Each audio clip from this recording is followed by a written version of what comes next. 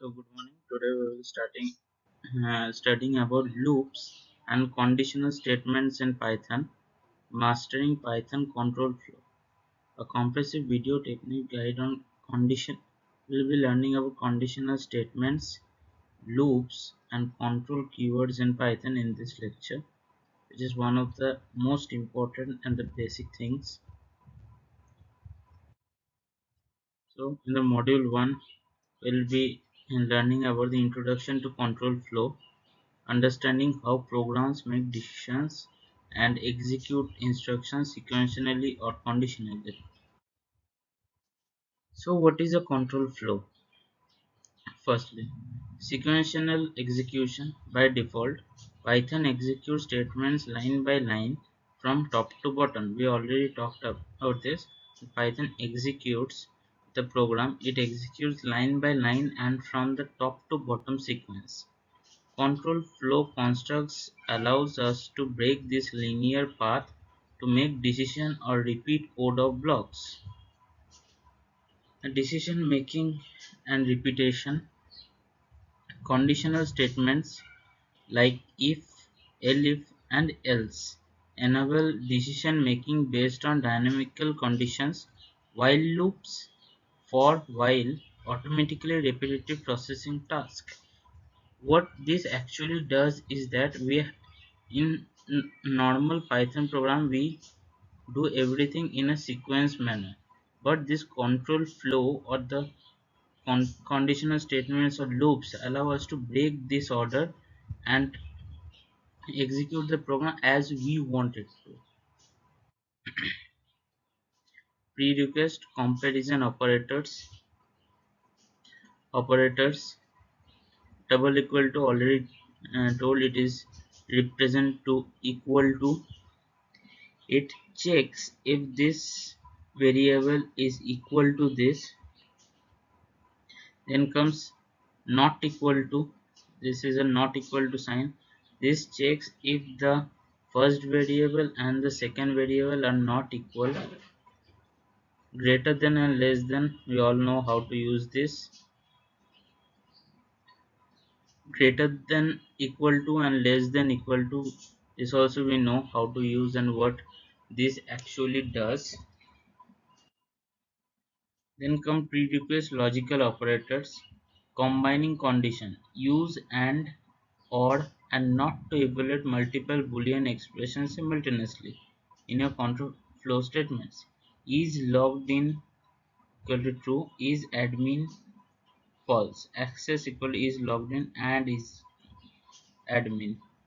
Truthiness in the Python. In Python, non-zero numbers, non-empty strings, lists, and dictionaries evaluate to true in conditions, zero empty collections, and non-evaluate to false.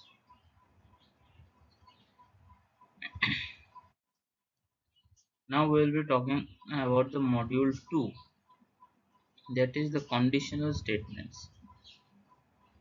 Directing program paths using if, elif, and else statements.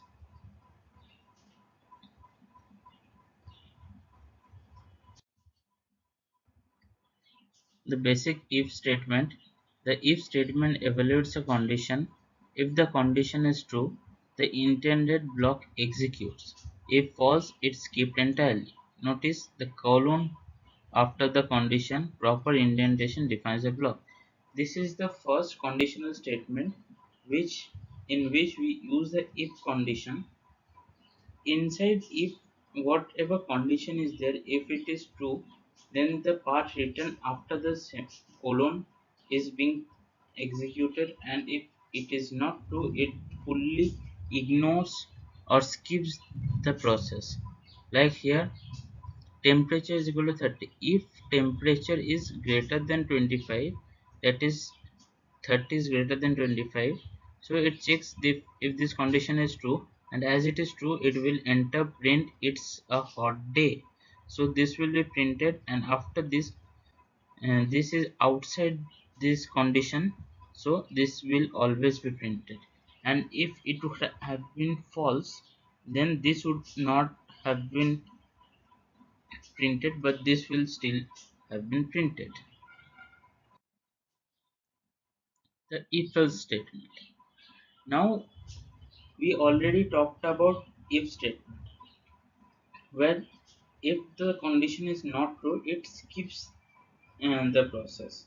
But if we have to print something, like if it is true, we have to print true, and if it is false, then we will not skip, and instead of skipping we have to print that it is false. For that process we use the else option.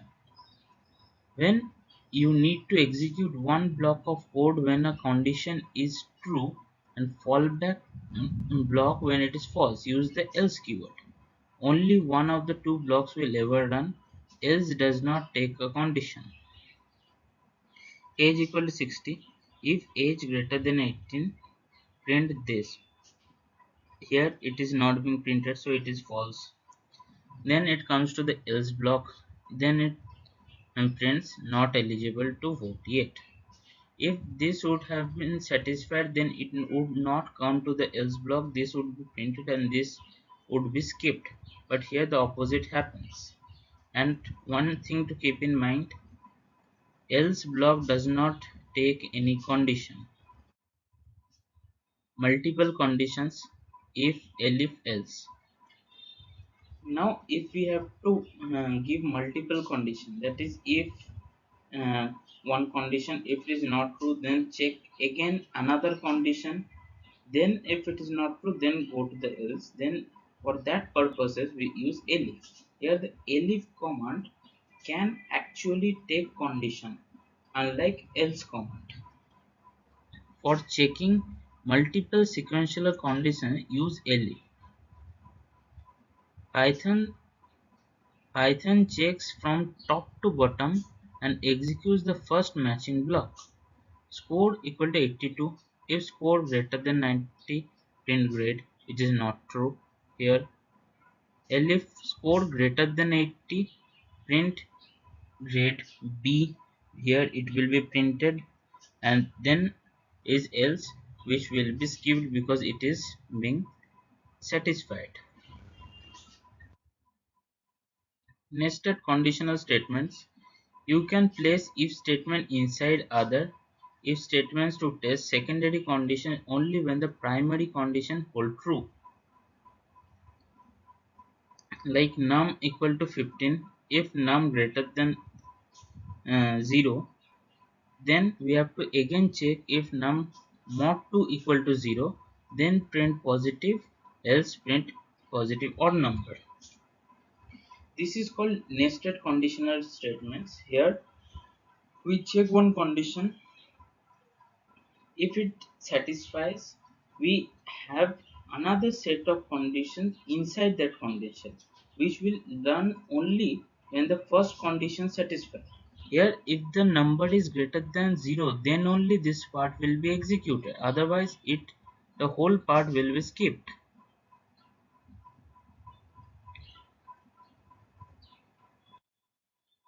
Here, the conditional expression, ternary operator, it is very important to know about this. Python provides a compact one-line shorthand for simple if-else statements, improving code readability for quick checks. So, when we are using if-else commands, it takes an n number of lines, that is very much greater, which increases the time complexity of the program, which we'll be learning in DSA. But to reduce that, to reduce the number of line and the time complexity, we can use the ternary operator, which is an compact one line shorthand for simple if else statements. Like age equal to 20, status equal to adult, if age greater than 18, else minor, print status. So the status will be printed. Module 3. Now we will be learning about the module 3, introduction to loops. So this is the one of the main parts in Python, which is most important. Automatic repetitive actions iterating through collections. Why do we need loops? So first we have to know what loops are. Loops are basically a code of block which repeat itself unless and until it is out of the range, or unsatisfied, or it dissatisfies the condition. We'll be looking further into this. The problem with repetition: without loops, printing numbers from 1 to 1000 requires writing 1000 individual print statements, violating the dry do not repeat yourself principle. The loop solution: loops allows us to execute a block of code multiple times efficiently. The automatic variable updates and precise termination conditions. Like we have to print numbers from 1 to 100. There is one way to do it, that is write 100 individual print statement, and the other is write 4 lines of code, which is a block of code, keep it inside a condition that runs for a specific range, and we let us keep the range 1 to 100, and for till the range is satisfied the condition runs and the numbers are printed. So this is what loop does, and this is how loop helps us. Now module 4, the first loop we will be learning about is the for loop, iterating over sequence like lists, strings, tuples and ranges. The for loop syntax. The for loop syntax. So what is for loop? There are some types of loops, 2 to 3 types of loops we will be learning out: for loop, while loop, do while loop. And among the for loop is a loop in which a condition is being verified. Like here, for fruit in fruits, here is a list, and till this fruit in the fruits list is being satisfied, this loop continues to run. So how this fruit takes input? Here the first will be taking the zero index, that is apple. Then it will run the program. Then it will take index 1, that is banana. It will check if the banana is in the fruits, it will print. Then again it will take index 2, that is cherry. Then check if the cherry is inside the list fruits, then it will print fruit. In this way it checks, and when index 3 will come, which is out of the loop, it will terminate the loop. The for loop iterates over any iterable sequence. In each iteration, the loop variable takes the value to the next element in the sequence. Iterating through the strings.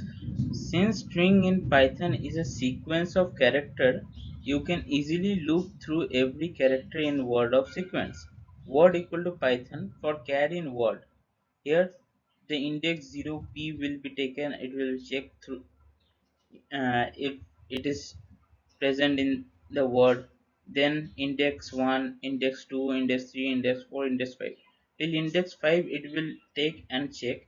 After index 5, when index 6 will be taken, it will be not be in this list, and this will be terminated. Using the range function. The range function generates a sequence of number which are extremely useful running a for loop of a specific number of times. Range, start, stop and step. This is the syntax for the range. Stop value is exclusive for I in range 5. Here we have only given the stop value. The stop Here the stop value is must. We have to give. If we don't give the start value, it will automatically take 0 as the start value, and if we don't give the value of step, it will automatically take 1 as step. Here for I in range 5, that is till range 5 it will print, that is 0 to 4 it will print. Here for j in range 2, 8, 2, that is print j. Here the first j will be taken as 2, 4 and 6. The highest is the 8. Before 8, till before the 8 we can take, and as step is 2, so 2, then again 2 step 4, then again 2 step 6. So this will be printed here. Next comes the module 5, that is while loop. Condition control iteration for unpredictable executional strengths. The while loop. A while loop repeats a block of code as long as its test condition remains true. It is idle when the iteration count is unknown beforehand. Count equal to 1.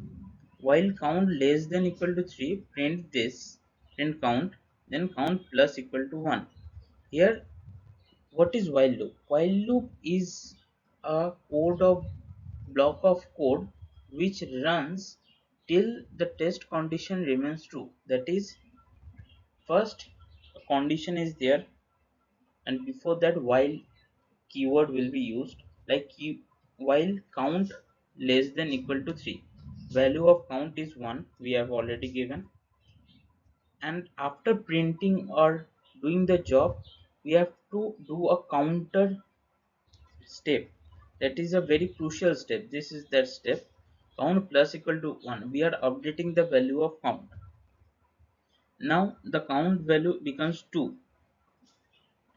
The loop comes again. It checks 2 is still less than equal to 3. Again print count. So 1. Then again it is printed 2. Here it becomes 3. Count 3 less than equal to 3. It is true. It prints 3. Then it becomes 4. 4 less than equal to 3. It becomes false. So here the loop terminates and this will be printed. Warning: avoiding infinite loops. The infinite loop trap. If the condition in a while loop never evaluates to false, the loop runs forever, freezing your program or server. Here while true, print running forever. When we are giving condition like this, which will never become false and it will run for infinite times, the program freezes the server and as well as the program, as it becomes an infinite loop. Prevention strategy: always ensure that variables modified inside the loop eventually drive the condition towards false, or use a control break statement. Module 6, that is loop control statements. Fine tuning loop execution through break, continue and pass. Terminating loops with break. Many a times it happens that we have to terminate the loop after a number of steps even if the condition is true. Like here in for num equal to range 1 to 10, for if num will become 5, we have to break it. Then we use for this case a keyword or function called break. The break statement immediately terminates the loop entirely, jumping execution to the first statement following the loop body. Here for num in range 1 to 10, if num is double equal to 5, break. So when the number comes to 5, the loop ends and this is printed. Print num is being executed. Skipping iterations with continue. For the same case we discussed before, if instead of breaking we have to skip that part, we use the continue keyword. The continue statement skips the remainder of the current iteration and immediately jumps back to the loop header for the next iteration. Here the program does not breaks or end or terminate in this part. Instead it the skips one step and then the other loops continue. Here like for num in range 1 comma 6, if num equal to 3, then continue. That means when it is printing, the step number 3 is being skipped, and rest 1 to 5 are printed. Placeholder statement pass. The pass statement is a null operator. It acts as syntactic placeholder when code is required. It acts as a syntactic placeholder when code is required syntactically, but you do not want any command to run. So here for num in range 5, if num equal to 2, I don't want anything to pass here, but we have to and continue the loop. So we use a pass operator, which is actually a null operator. Print num. Module 7 Advanced Concepts, else cause in loops, for nested loops and matrix processing. The else block in the loops. Python loops support an optional else clause. The code inside else executes only if the loop terminates normally. So we already discussed how else works in the if else. It works same in case of for 2. Only if this is not true, then only else is being executed. That is for I in range 3 print I, else print loop completed successfully. Nested loop inside a loop. So at first we have to know what nested loop means. Nested loop simply means a loop is inside another loop. There can be hundred of loops inside one loop, inside each other. We can place one loop inside another. For every single iteration of outer loop, the inner loop runs completely from start to finish. Here for I in range 1 to 3, inside this loop, if this is true, then for j in range I 1 comma 3, again this is being printed, executed, and this is true, then print this will be printed. Module 8 Practical examples and coding problems. So from now on, here examples are given, even or odd number classifiers. Here we already discussed how to use. So here some number of examples are given. I hope I have teached enough that you can read the questions here and take 5. I will be giving 5 minutes time for each question. Do the question on your own, then please check it through here if you have done right or wrong, and if any question you feel any doubt, comment me. I will make a different video or clear it out in the comments as well.